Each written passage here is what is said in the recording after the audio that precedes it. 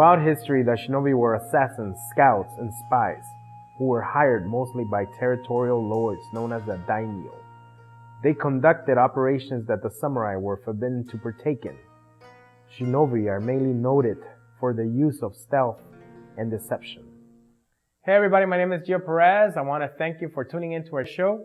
Today I have Sensei Richardson here with us. He's a ninjutsu practitioner, and we're going to be discussing ninjutsu. Now, ninjutsu is, there's two regions where they're mostly came out of, which Correct. was Iga and Koka. Correct. Right? So tell me a little bit about that. Well, basically, these two particular regions you're talking about that was in Japan was basically on the opposite sides of a mountain area, mountain regions of Japan. So it's not that far of a stretch between the two. People have a misconception about Iga and Koga, how different or how far. No, these people were basically on the opposite sides of a mountain region in Japan. So It's not that far-fetched in that area. But there were certain specializations within each clan that had their certain specialties. Right. So when we're talking about the ninja, we're talking about guys that, they were great at espionage. They were great at getting their target, and they were hired because of that. And because the other thing is because the samurai were not allowed to partake in any of this of these things. Considered unsavory activities. Right. So when you would see the ninja, you would see them as I would say they were like the elite team during that time, military. Yes. I would say militaries during that time. This is true. Yeah. If you needed a job done that needed to be covert, needed to be kind of under the shadow, so to speak, you utilize the abilities of these ninjutsu warriors. What does ninja mean? Ninja means the art of stealth or art of invisibility. People have a misconception about them not having honor. It's not a matter of them not having honor. The samurai blindly had honor for their lords, so to speak, but the ninjutsu practitioners had honor for their families and for themselves. They had an honor system, but it just didn't apply to what the samurai believed in. Got it. Okay. So they wouldn't go according to the Bushido. They wouldn't go according to the Bushido. No, exactly. Because in combat, there is no rules. There is no rules. You do whatever it takes to win. Okay. And the samurai didn't believe that, of course, and they felt either it was, you use smoke, you use fire, you use mysticism, you use something that, it's not with the code of honor of Bushido, then you're cheating. Because they were doing honorable. that. But yeah, when they were thinking about that, they were thinking about the afterlife too.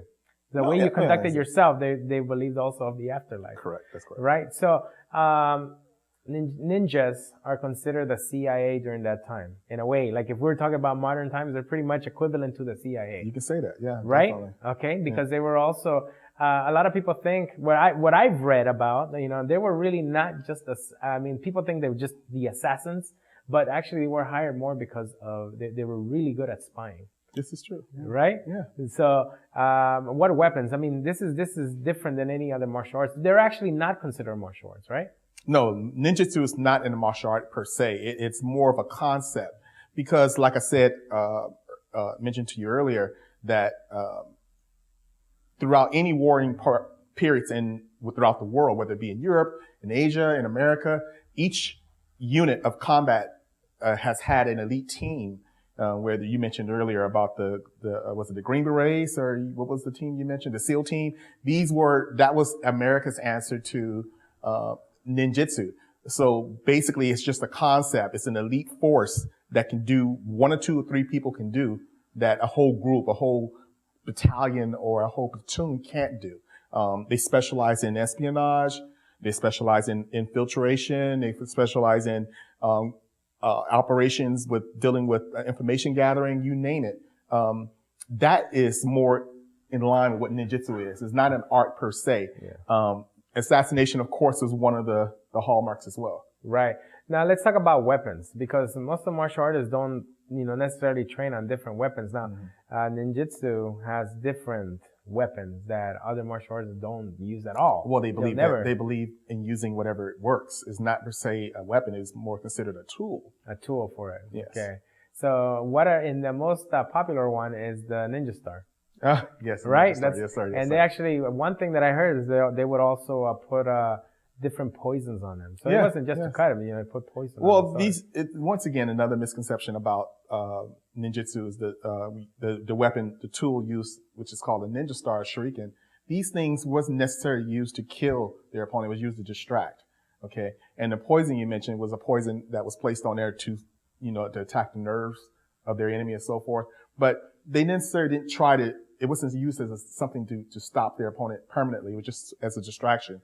But it didn't originate in Japan though. I mean, ninja stars can be traced all the way back to China. Okay. Yeah, okay. Yes, it was something used by the monks. The monks during that time. They were using way before Japan knew anything about this. So, okay. Yeah. Now, ninjutsu goes into a bunch of different sections within martial arts. I mean, I'm talking about what is it that they're specialized in all the areas that a lot of martial arts don't have. Can you name some of them?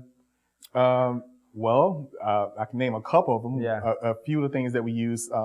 You mean as far as weapons wise? Or you mean as far as techniques? I mean, first of all, strategies? weapons. Like for example, I practice Hapkido. We don't use weapons at all. Okay. If we use it, we'll use maybe the sword or the cane, something very simple. But we're not talking about throwing stars, knives. We don't use none of that. Correct. But you guys do that, So. And once again, it's just a tool. It's just a means to an end to accomplish a certain goal. We don't rely, such as this here being a katana. I wouldn't rely on this as my part of something I'm attached to. This is just a throwaway. It's something I would use and move on. It's not something that my life would depend on. I could use it as a tool. There were certain ways, if you saw a sword that was traditional ninjutsu sword, this scabbard here, you'd have, for example, the cover here, the guard. The guard could be square, and we place this against the wall like this, and we can use this to climb over a wall. Many different ways. The sword just didn't have, wasn't used just for example, this here. I would use this to throw into my opponent's face. The samurai would never do that.